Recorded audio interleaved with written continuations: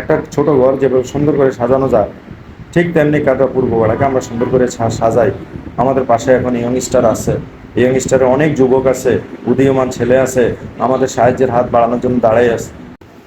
আসসালামু আলাইকুম, আমি হাবিব, কাটোয়া পূর্ব পাড়া আমার জন্ম।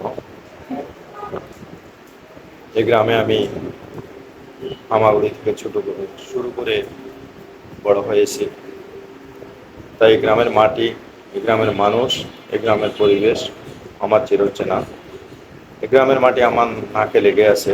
আজও আমি মাটির গন্ধ পাই।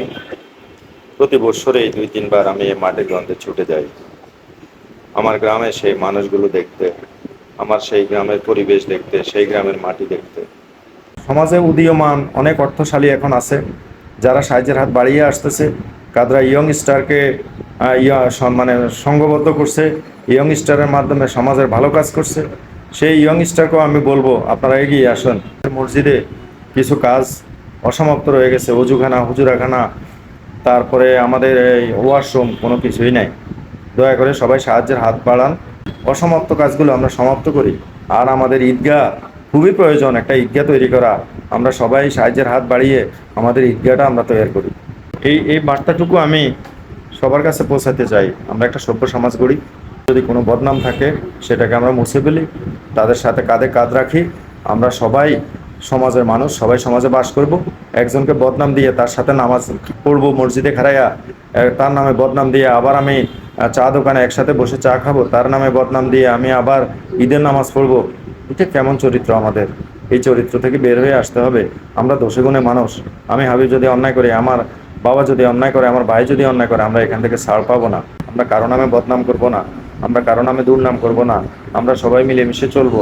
আর যদি কেউ আমাদের সমাজে কিছু খারাপ কাজ করে থাকে, তাকে আমরা বুঝাবো, তাকে আমরা মেসেজ দিব, তার সাথে আমরা বসবো।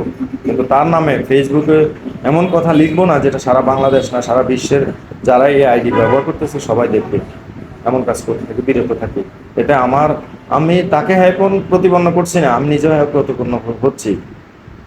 আসুন আমরা সবাই মিলে সমাজ উন্নয়ন করি। কাদরা পূর্ব পাড়া একটা ছোট্ট পাড়া, 3 ভাগের 1 ভাগ অংশ এখানে কাদরা।